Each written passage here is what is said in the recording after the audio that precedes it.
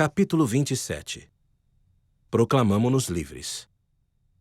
Em meados de junho de 1838, Wilford Woodruff estava na porta da casa de seus pais, novamente determinado a compartilhar o evangelho restaurado de Jesus Cristo com eles. Depois de iniciar um ramo nas Ilhas Fox, ele voltou para o continente para visitar Phoebe, que em breve daria à luz seu primeiro filho. Passou então um tempo pregando em Boston, Nova York, e em outras cidades ao longo da costa. A casa dos pais foi sua última parada antes de voltar para o norte. Wilford queria mais do que tudo que sua família aceitasse a verdade. Seu pai, Aphac, tinha passado a vida inteira à procura da verdade sem a encontrar. Sua irmã, Eunice, também ansiava por mais luz em sua vida. Mas quando Wilford passou vários dias conversando com eles sobre a igreja, sentiu que algo os estava impedindo de aceitar seus ensinamentos. Estes são dias de grande suspense, comentou Wilford. O tempo que ele poderia ficar em sua casa estava chegando ao fim. Se continuasse com os pais por muito mais tempo, não veria o bebê nascer. Wilford orou mais por sua família, mas eles se mostraram ainda mais hesitantes em aceitar o batismo. O diabo desceu sobre toda a minha família com grande ira e tentações, confidenciou ele em seu diário. Em 1º de julho, ele pregou mais uma vez para sua família, declarando as palavras de Cristo com todo o seu fervor. Por fim, suas palavras chegaram ao coração deles, e suas preocupações desapareceram. Eles sentiram o Espírito de Deus e souberam que Wilford falava a verdade. Prontamente se puseram em ação. Wilford levou sua família imediatamente até um canal perto de sua casa. Às margens das águas, cantaram um hino e Wilford fez uma oração. Depois, ele entrou na água e batizou seu pai, sua madrasta e sua irmã, com uma tia, um primo e um amigo da família. Quando ergueu a última pessoa da água, Wilford saiu do canal regozijando-se. Não se esqueça disso, falou a si mesmo. Considere essas coisas como uma misericórdia do seu Deus. Com os cabelos e as roupas molhadas, a família voltou para casa. Wilford impôs as mãos sobre a cabeça deles um por um e os confirmou membros da igreja. 2 dias depois, disse adeus aos pais e rumou às pressas para o Maine, na esperança de chegar em tempo de dar as boas-vindas a seu primeiro filho ao mundo. Naquela primavera e verão, os santos se reuniram em massa no Missouri. John Page, um missionário que teve um enorme sucesso no Canadá, partiu para Sião à frente de um grande grupo de conversos da região de Toronto. Em Kirtland, o Quórum dos 70 se empenhou em preparar as famílias pobres para que viajassem em grupo para o Missouri. Compartilhando recursos e ajudando uns aos outros ao longo do caminho, esperavam chegar em segurança à Terra Prometida. Os santos de Far West realizaram um desfile em 4 de julho para comemorar o dia da independência do país e colocar as pedras angulares do novo templo. Liderando o desfile estavam Joseph Smith Sr. e uma pequena unidade militar. Atrás deles, vinham a primeira presidência e outros líderes da igreja, inclusive o arquiteto do templo. Uma unidade de cavalaria seguia orgulhosamente na retaguarda. Enquanto marchava com os santos, Sidney Rigdon podia ver a união deles. Ao longo daquelas últimas semanas, porém, a igreja tinha disciplinado mais dissidentes. Pouco depois de ouvir o depoimento de Oliver Cowdery, o Sumo Conselho havia excomungado David Whitmer e Lyman Johnson. Não muito tempo depois, o Conselho do Bispo repreendeu William McLellin por perder a confiança na primeira presidência e se entregar a desejos lascivos. William havia então deixado a igreja e se mudado de Far West, mas Oliver, David e outros dissidentes haviam permanecido na região. Em junho, Sidney havia condenado aqueles homens em público. Parafraseando o Sermão da Montanha, ele os comparou ao sal que perdeu o sabor e para mais nada servia, além de ser lançado fora e pisado pelos homens. Depois disso, Joseph expressou seu apoio à repreensão, embora exortasse os santos a obedecerem à lei ao lidarem com a dissidência. O sermão de Sidney havia induzido alguns santos que tinham se reunido uma semana antes para defenderem a igreja contra os dissidentes. Aqueles homens adotaram vários nomes, mas eram mais conhecidos como os Danitas, em referência à tribo de Dan do Velho Testamento. Joseph não organizou o grupo, mas deve ter provavelmente sancionado algumas de suas ações. Em sua avidez para defender a igreja, os Danitas juraram proteger os direitos dos santos contra os que consideravam como ameaças de dentro e de fora da igreja.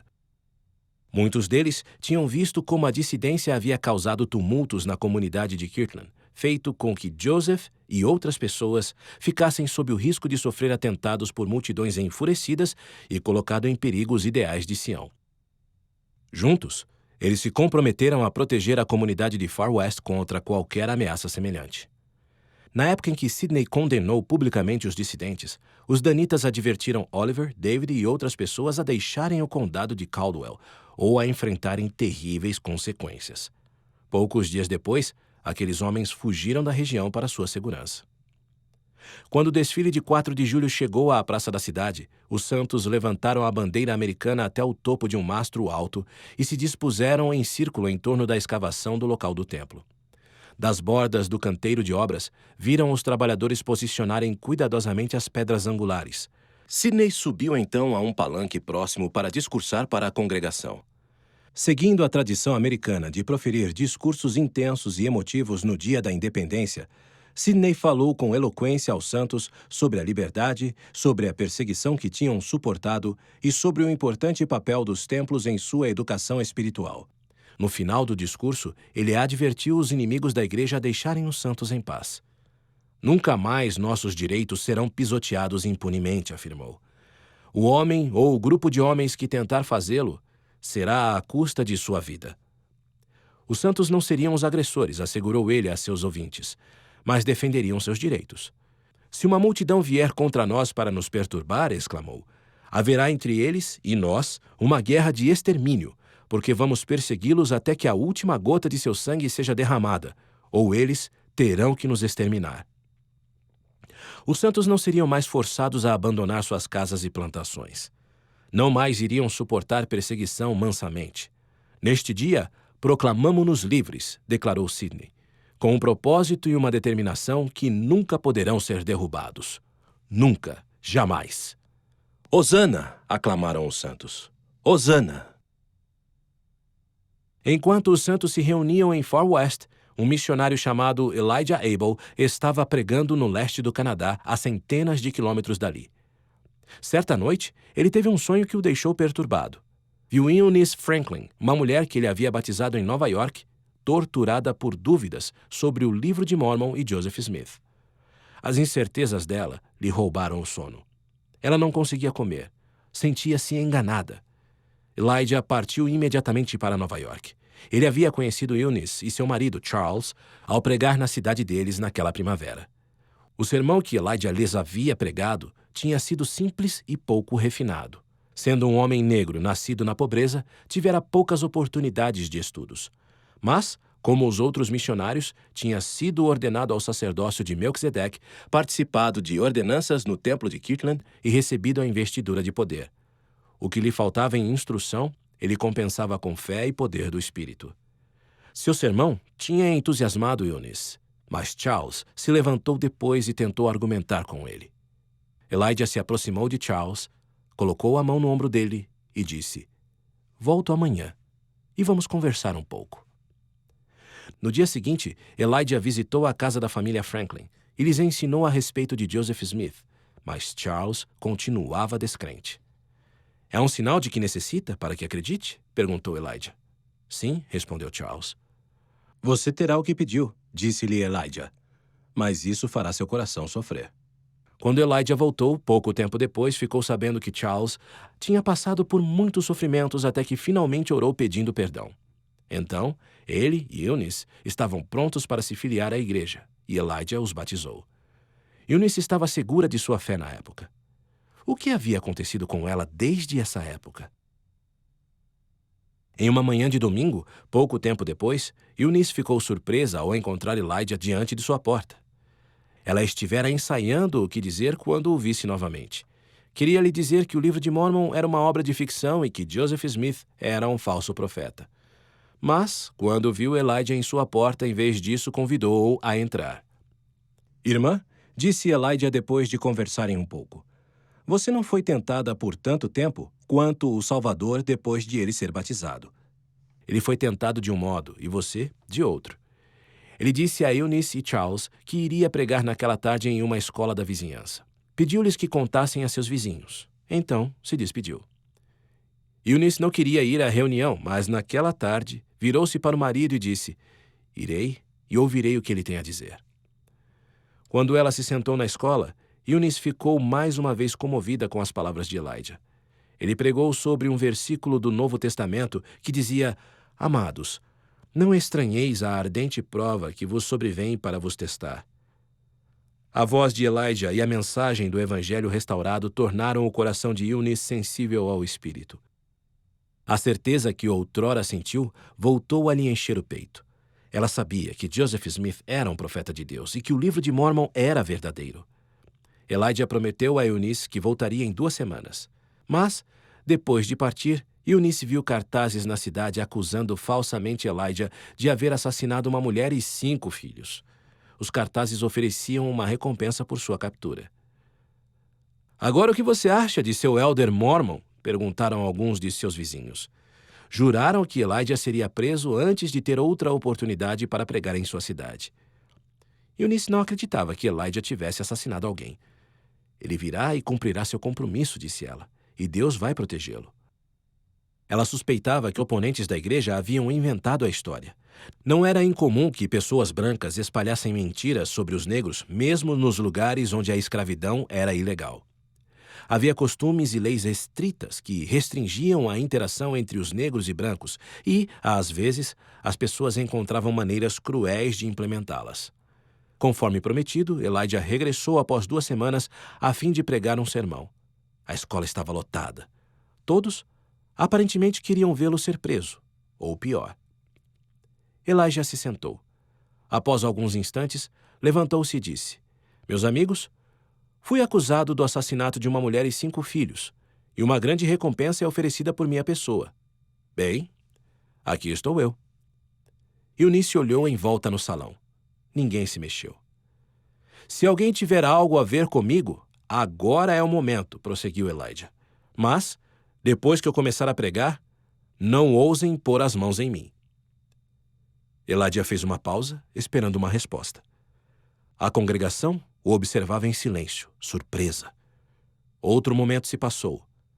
Então ele cantou um hino, fez uma oração e proferiu um sermão vigoroso. Antes de sair da cidade, Elijah falou com Eunice e Charles. Vendam tudo e vão para o oeste, ele os aconselhou. O preconceito contra os santos estava aumentando na região, e havia um ramo da igreja a 65 quilômetros dali. O Senhor não queria que seu povo vivesse sua religião sozinho. Eunice e Charles seguiram o conselho dele e logo se reuniram ao ramo. No Missouri, Joseph estava otimista em relação ao futuro da igreja. Ele fez com que o discurso proferido por Sidney em 4 de julho fosse publicado como folheto. Queria que todos no estado do Missouri soubessem que os santos não mais seriam intimidados por turbas e dissidentes. Ainda assim, antigos problemas o incomodavam. Grande parte da dívida da igreja ainda não tinha sido paga, e muitos santos haviam sido deixados desamparados pela perseguição contínua, por problemas econômicos nacionais, pelo colapso financeiro em Kirtland e pela custosa mudança para o Missouri. Além disso, o Senhor proibira a primeira presidência de pedir mais dinheiro emprestado. A igreja precisava de recursos, mas ainda não tinha um sistema confiável para coletá-los. Recentemente, os bispos da igreja, Edward Partridge e Newell Whitney, tinham proposto o dízimo como uma maneira de obedecerem à lei da consagração. Joseph sabia que os santos deviam consagrar suas propriedades, mas não tinha certeza de quanto o Senhor exigia como dízimo. Joseph também se preocupava com o quórum dos 12 apóstolos. 2 dias antes, uma carta de Heber Kimball e Orson Hyde chegara a Far West, relatando que os 2 apóstolos haviam chegado em segurança em Kirtland, após a missão na Inglaterra. Heber tinha se reunido com Villate e seus filhos, e estavam então se preparando para ir para o Missouri. 6 outros apóstolos, Thomas Marsh, David Patton, Brigham Young, Parley e Orson Pratt e William Smith, estavam no Missouri ou em missão, ainda firmes em sua fé. Mas os 4 apóstolos restantes haviam saído da igreja, deixando vagas no quórum. Em 8 de julho, Joseph e outros líderes da igreja oraram a respeito desses problemas e receberam uma série de revelações. O Senhor indicou um santo chamado Oliver Granger para representar a primeira presidência no pagamento das dívidas da igreja. As propriedades que os santos haviam doado em Kirtland deviam ser vendidas e usadas para pagar a dívida. O Senhor, então, respondeu às perguntas de Joseph sobre o dízimo. Exijo que todos os seus bens excedentes sejam entregues nas mãos do bispo da minha igreja em Sião, declarou ele, para a construção de minha casa e para a colocação do alicerce de Sião.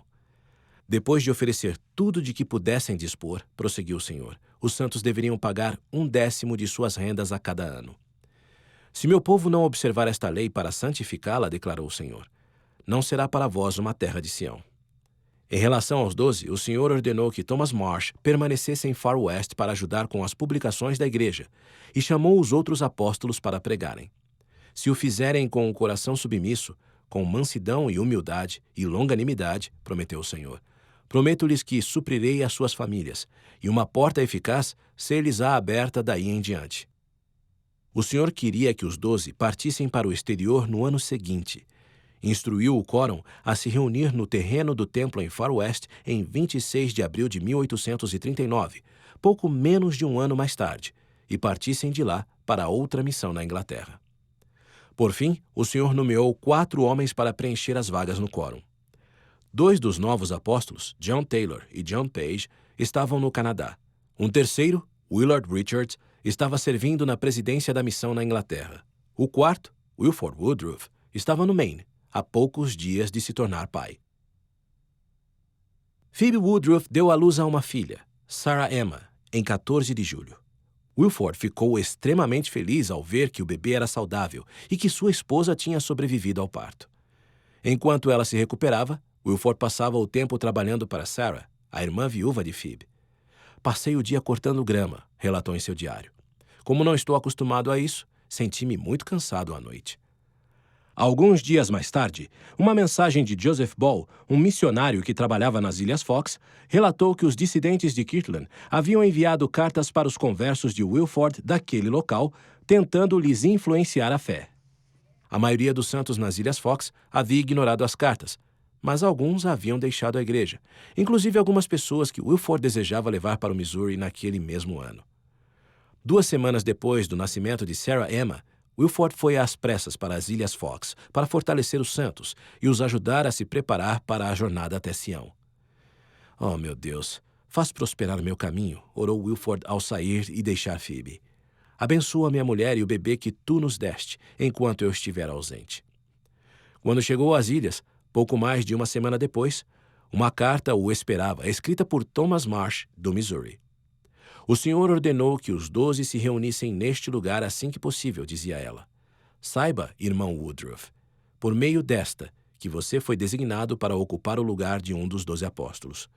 O Senhor esperava que Wilford fosse a Far West assim que possível, a fim de se preparar para uma missão na Inglaterra. Wilford não ficou totalmente surpreso com a notícia. Algumas semanas antes, havia recebido a inspiração de que ele seria chamado apóstolo, mas nada dissera a ninguém.